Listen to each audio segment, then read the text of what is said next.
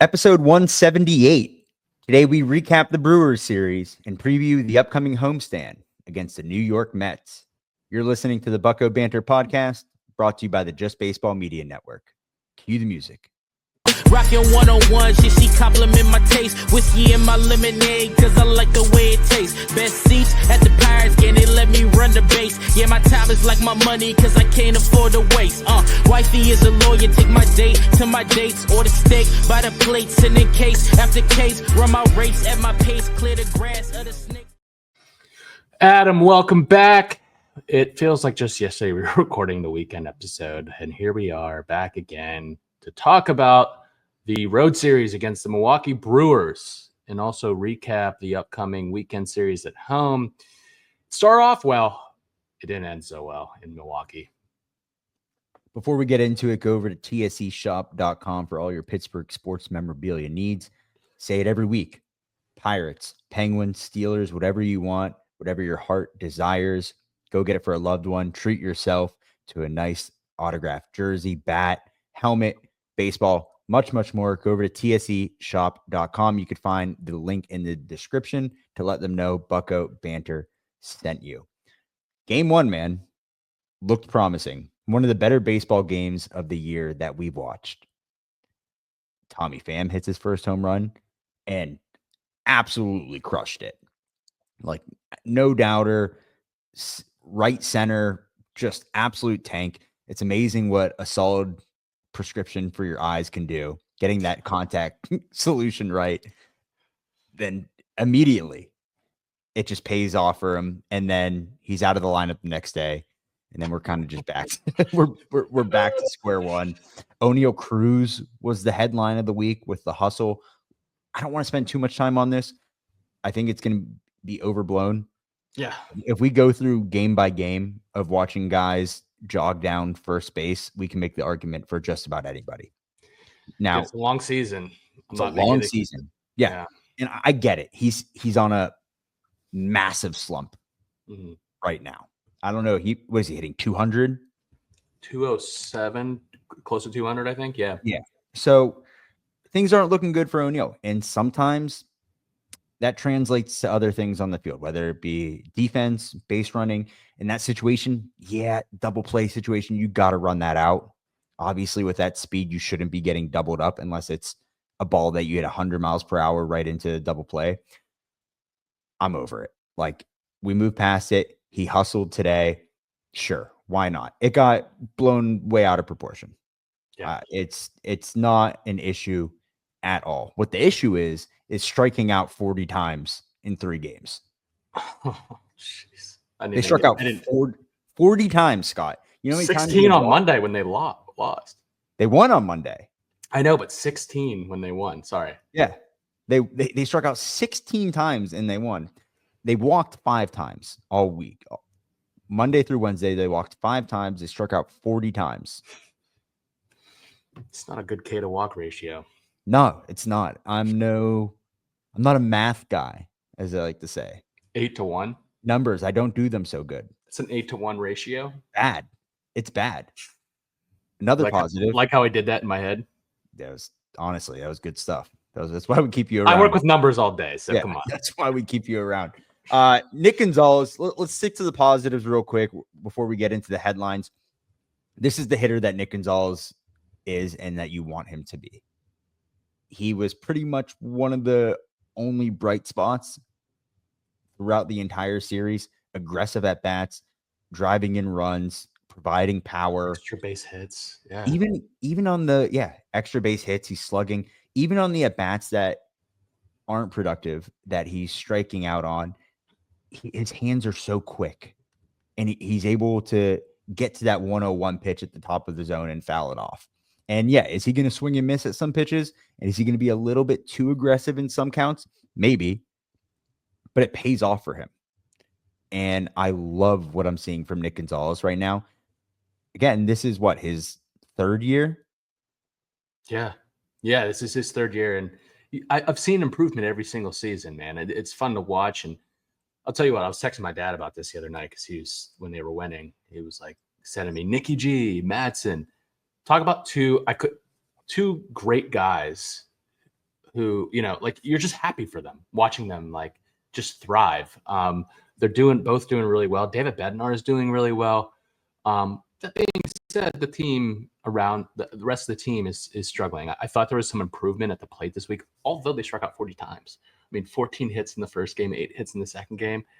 I thought the bats were a little bit livelier, but after the first game was more scattered hits, not a lot of run production. Obviously, you can see that in the box score. So, yeah, man, tough series. It started off positive, and then the last 2 games just didn't go our way at all.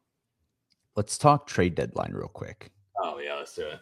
Because the rumors are starting to flow, and listen, I'm not going to put too much on this because I don't believe this at all. And this is nothing against the individual that said this.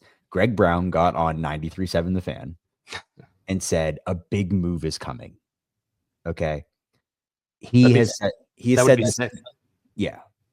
He said this a million times already. Okay.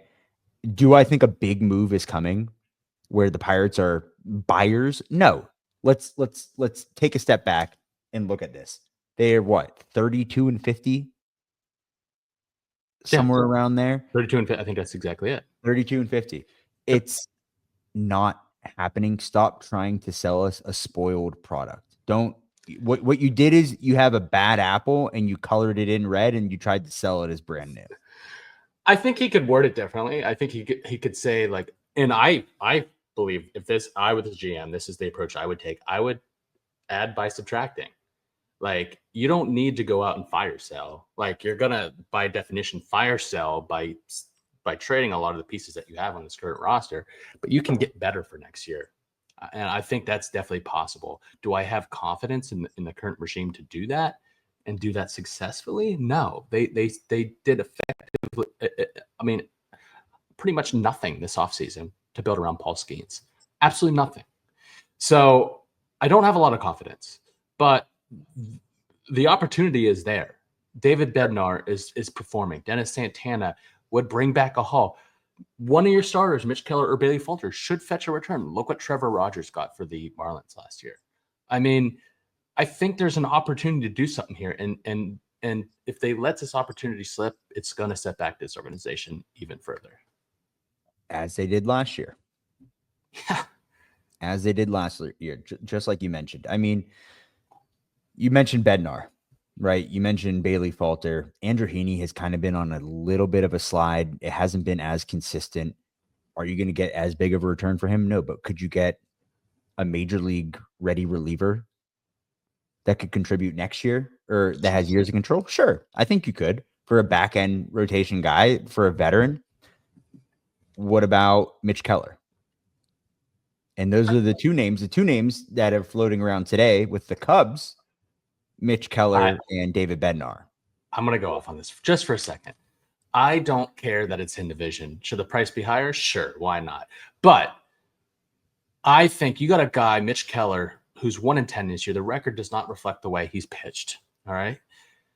This guy has gone out and given you 12 quality starts out of 16 or 17 games started. A team is going to pay a premium for that at the deadline because they need him down the stretch to provide those 6 to 7 innings of quality ball. All right. Take advantage of that. I love Mitch, and I wish it didn't have to come to this, but you have the opportunity to get a return for a guy that's not, to other team standards, not getting paid a ton.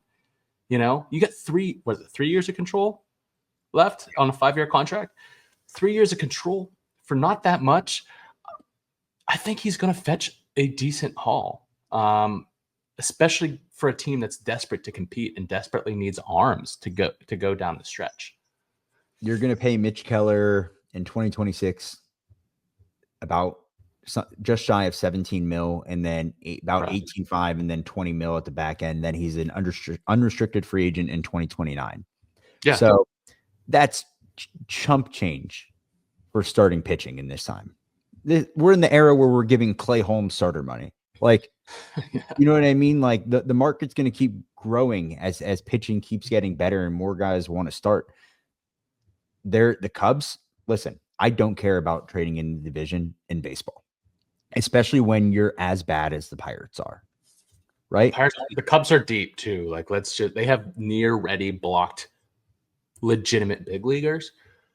I think you'd be dumb not to say no to that offer. You shouldn't be comfortable saying no in that situation. Which also is a scary thing to think about when you have Ben Cherington, who's on the hot seat, who presumably isn't going to be returning. You would, at least one would hope. I'm pessimistic about that. I know you've mentioned that like last episode. I'm pessimistic about him actually not being here next year. I don't think he'll be here next year. I really don't. But as you've mentioned, you don't let go of a GM midway. But do you also trust that same guy? And I think this is legacy time for Ben Cherington, right? Do you want to keep working in Major League Baseball? Should another team trust you? Most likely not as a GM moving forward, but in some sort of capacity in a front office for a Major League Baseball team. And I think how you handle and how you make up for lost time is going to depend on the next month of baseball and how you move assets around in order to help this Pirates team succeed for the next 3 to 5 years. And I think that's very possible with what you have right now and what you can give up and what you can get in return. I think you've set yourself up well this year going into the trade deadline, knowing that you're not going to win this year with the 1-year deals that you have. Now, who plays for the rest of the year? When you have guys like IKF that should be on their way out. I know there was rumors for IKF that the Yankees maybe want a potential. IKF is, I think, a lock to be gone. Yes. I'm sure I'd be shocked if he's still here in August. Yes. IKF will be the happiest man on planet Earth when he's traded. He'll miss Swickley, but that's about it. That's about it. And I think he belongs on a team like the Yankees or someone who is competing right now where he can move around and he's not an everyday shortstop. Now, what type of return does a guy like that get? What type of return does Bailey Falter get for you or Andrew Heaney? That's going to depend on how they handle this. I think there's going to be a lot of teams that are selling that didn't expect to be selling. I think the Diamondbacks are going to be big time sellers at this deadline when usually they should be competing, right? Just because of injuries and how things have played out this season. It's going to be interesting, man. It's going to be really, really interesting. Yeah, no, absolutely. I agree, man. It's going to be an interesting next month. And I don't think you need to wait. Like Andrew Heaney, you mentioned, is kind of had a couple bad outings. I don't think you need to wait to make these offers. I think you need to start having these discussions now. And we don't know if they are or not. But I will be very disappointed if some of these guys aren't dealt or, we aren't maximizing the assets that we have come August. It's going to be a bleak last 2 months of the season. But let's get into the recaps, Adam. Real quick, a couple headlines. Michael Darrell Hicks was recalled. He made his Pirates debut. They signed right-handed pitcher Darwin Roa to a minor league contract. Hunter Stratton was optioned. And that's about it. The rest of the headlines we recapped on our minor league episode. Go check that out. That's out on all platforms. Scott, why don't you take us into Monday's game? Sure. Yeah, Monday, Braxton Ashcraft got the start. It was more of a bullpen game, if you will. 3 innings pitched, 1 hit, no earned, no walks, 2 Ks. Looked really good. ERA's at 1.23, hit 3 whiffs. Hunter Stratton went 1 inning, 4 hits, 3 earned, 1 walk, 1 K. He got optioned the next day to AAA after this one. Chase Shugart earned the win. 2 1/3, 2 hits, 1 earned. He gave up a home run to Yelich, which put them ahead, or I believe tied the game, actually. Isaac Mattson, his first hold of the season, 1 2/3, 1 hit, no earned, 3 Ks. He generated 6 whiffs over the 1 2/3 innings. 2.03 ERA. He's looked electric, and I love how excited he gets on the mound. It's really fun to watch. David Bednar earned his 11th save, 1 inning, 1 hit, 1 walk, 1 K. And can you believe it? Just a month ago, this guy was sitting in a 5 ERA. He's got a 2.93. So what a turnaround for David Bednar. Brian Reynolds went 2 for 5 with a double. Nicky G 5 for 5. Started the game with a 271 average. Ended the game with a 320. 2 doubles, 2 RBIs. Pham went 2 for 4 with a home run. You mentioned that moonshot that he had, averages up to 216. He continues to stay hot. IKF triples and Horwitz collected 2 hits, average up to 255. I think he's starting to get going too. 14 hits total, only 1 for 8 with runners in scoring position, 9 left on base, 16 Ks, but squeaked out the 1-run win. 1 run, 16 Ks is what. Oh my God, dude. Holy moly. Tuesday, 9-3 loss. Andrew Heaney was on the bump, 4 innings, 7 hits, 7 earned, 3 walks, 3 strikeouts, gave up 3 home runs. His ERA now sits at 4.48. The bullpen, Michael Darrell Hicks made his Pirates debut, 2 innings, 2 Ks. Carmen came in to supplement the bullpen, 1 2/3, 4 hits, 2 runs, 1 walk. And then Chase Sugar had 1/3 of an inning. Offense, not much. Gonzo hit a bomb in the 6th inning to give us 3 runs. Other than that, 11 strikeouts, no walks, 8 hits, 2 for 6 runners in scoring position, 4 left on base, grounded into 1 double play. Gonzo made a fielding error. Here's the issue I had in this game, Scott. Early on, had tons of opportunities. You talk about scoring runs early and then not doing anything later in games. You had perfect opportunities here to score runs. You had the 2nd inning, 3 consecutive singles, followed by a ground out that very likely could have been a double play. It wasn't, by Henry Davis. IKF strikeout, and then a Cruz line out. Bases loaded, no outs. You don't get a single run. Just bad. And then from there on out, they did nothing until the Gonzalez home run. Yeah, it was tough. I was watching that and bases loaded. I'm like, oh my God, they're getting going against Freddie Peralta early. Let's go. Let's get some runs across the board. It's just kind of a bad omen for the rest of the game, man. You got bases loaded, no outs. You've got to make that happen somehow. You've got to get a run across the plate, at least one, and they didn't. That was a tough 3 at bats to watch for sure. Why don't you take us to Wednesday? Let's go to Wednesday, Adam. Today, I didn't get to watch the game. I was in the office today, but what I could see, Skeens went 4 innings, 4 hits, 4 earned, 2 walks, 4 Ks. ERA's up to a whopping 2.12. Tune in to 93 AAA. Tune in to 93.7 to Fan tomorrow to see if Paul Skeens is washed. He generated 10 whiffs. Mike Burrows went 2 1/3, no hits, 1 walk, 1 K. Burrows has looked good. He came in relief. His start would be Friday, technically. So what is the plan? Is Bubba coming up? I don't think so, given the way that he's performed. Or is it an extra day rest so Mitch Keller just gets to start on Friday? We'll see. That hasn't been announced yet. Caleb Ferguson went 2/3 of an inning, 1 hit. His ERA is on a 2.91, another trade chip come the next month or so of the deadline. Santana went 1 inning, 1 hit. ERA is at 1.57. Spencer Horwitz continues to hit 1 for 3 with a double and an RBI, 2.56 average. Pham went 2 for 4 with an RBI. Our guy Tommy, 2.23, 4 hits total, 1 for 9 with runners in scoring position, 5 left on base, and 13 Ks. Whew, they didn't score any runs to the end there, Adam. I don't know if you were able to watch, but that's all I have for this game today. Yeah, I had it on. Apparently, Skeens was on an inning count or a pitch count today. Short Greg rest. Brown mentioned that.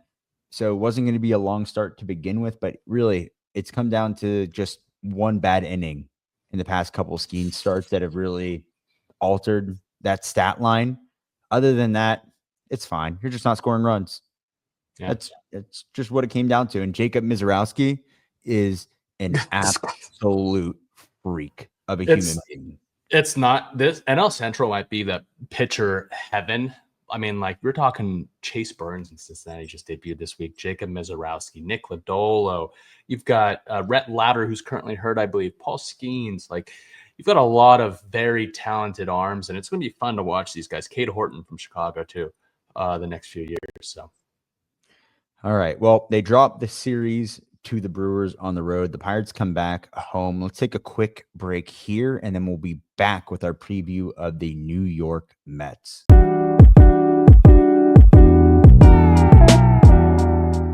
Scott, the Mets are in town. I'm excited to be at the ballpark this weekend. The on-the-field interviews are going to be electric. Hopefully the weather holds up. It's going to be hot and potentially rainy. So fingers crossed that skips over PNC Park. Before we get into previewing the pitching matchups for the Mets series, you want to stay dry? I just mentioned rain.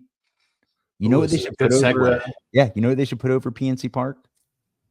Well, can't put a dome, so maybe a tent. I think you could find a tent big enough. And if I personally was going to do that work for the Pirates and I had to call anyone in Western Pennsylvania, it's going to be Tom's Tents. We know Tom at Tom's Tents, and you're getting the best customer service and the best deal, frankly, on any tent for any occasion, even if it's to cover the entire stadium at PNC Park. You have an outdoor event. Scott, you like being outside. I You're a love being big outside. outdoorsy guy. Big. You don't want to let the weather take away from a good time. Call Tom's Tents. Tom's Tents has a wide variety of products to help make your event memorable without breaking the bank. Great deals at Tom's Tents. Yeah. The best deals. You call one of the big tent companies, you're on hold. You call Tom, it's personalized. He answers on the first ring, and he's gonna serve your tent needs right away. Unbeatable customer service and top quality products at Tom's Tents. They have you covered. Go to tomstenspgh.com. Again, that's tomstenspgh.com. Do us a favor. Let them know Bucco Bantr sent you. And when you're at your wedding, your quinceañera, your outdoor bar mitzvah, and it starts raining and you don't feel a single drop of water, thank Tom's Tents. Go to tomstenspgh.com. Scott, the Mets right now sit at 46-34. I don't know if that accounts for today's game, but they're second in the NL East, 1-9 in their last 10 games. A bit of a skid for the New York Mets. I'll get us kicked off Friday. Left-handed pitcher David Peterson is going to throw. We don't know who is throwing for the Pirates. It would have been Burrows, but as you mentioned earlier, he pitched today. Peterson this year, 2025, 5-3, 2.98 ERA in 90 2/3 innings pitched, 15 games, 78 Ks with a 1.24 whip. His last outing versus the Pirates, May 12th, he went 6 innings, 5 hits, 2 earned, 3 walks, 7 Ks. We had an IKF homer in the Mets 4-3 win. The arsenal here, you're getting a lot. Sinker at 29%, sits around low 90s, and then he has the 4-seam slider, change, curve. He is a durable back-end rotation arm with swing and miss slider, tough angle and deception for left-handed hitters, ability to generate a ton of ground balls. The fastball, 4-seam fastball, sits low 90s with arm side run. While it lacks overpowering velocity, it plays up when he commands it well, especially down in the zone. He also mixes in a sinker with similar velocity, inducing ground balls when located properly. The slider, his best pitch and primary weapon against left-handed hitters, features sharp horizontal break and generates whiffs when he gets ahead in the count. He throws it with confidence in any count, and it profiles as an above average to plus offering. Scott, take us into Saturday. Saturday, I was just looking, by the way, it was announced that Keller will start Friday, but Saturday and Sunday are not decided yet. It looks like maybe Bailey Falter will move up this Saturday, or there will be someone else starting. So we'll see. But Paul Blackburn is starting for the Mets. So far this year, 0-2 with a 6.62 ERA, 17 2/3 innings pitched, 5 games, 13 Ks, 1.72 whip. Good opportunity to jump on the Mets here. He throws a whole arsenal of pitches here: cutter, sweeper, sinker, curve, change, and 4-seam.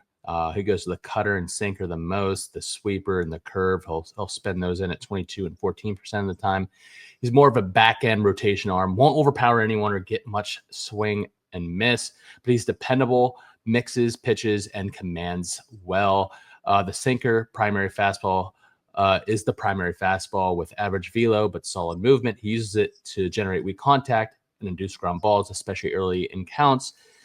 The cutter is also a key pitch that allows him to jam lefties and keep righties honest. While it doesn't generate many whiffs either, its lateral movement creates soft contact and sets up his changeup and curveball. It's a guy that played for the A's for a while, is more of a pitch to contact guy. I'd love to see the bats get going against Paul this Saturday. And then Sunday, right-handed pitcher Frankie Montas.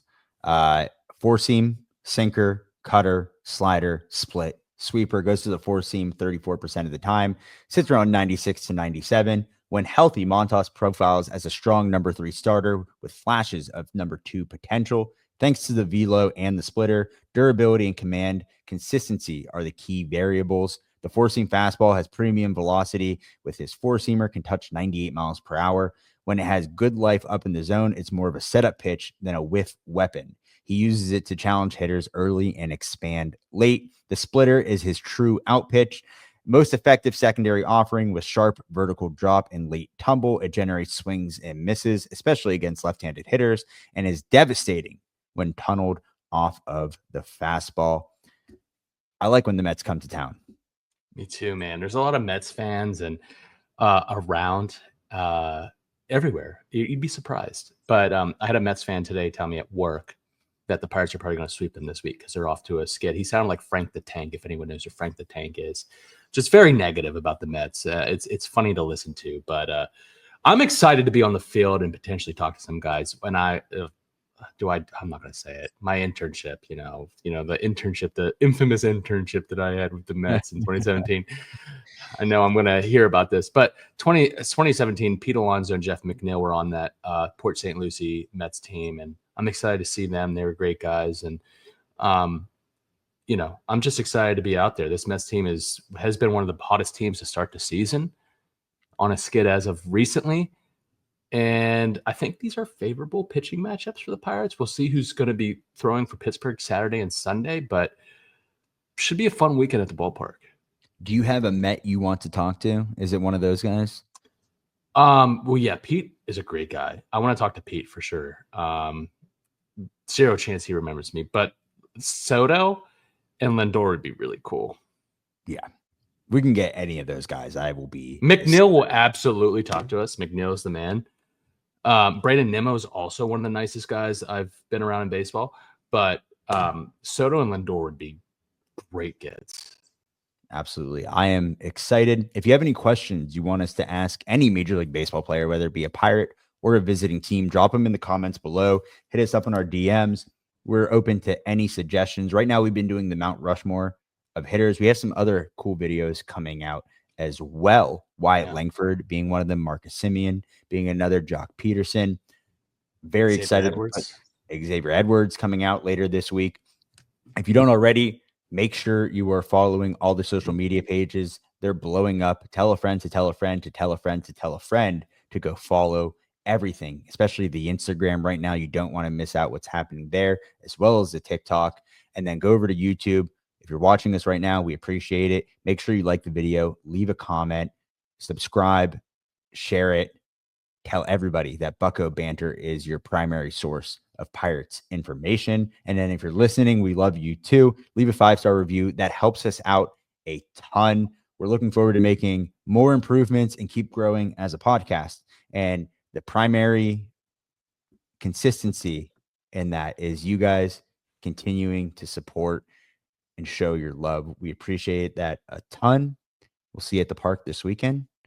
Until next time, raise it. Raise it. Best seats at the Pirates game, they let me run the base. Yeah, my time is like my money, cause I can't afford to waste. Wifey is a lawyer, take my date to my dates, or the steak by the plates and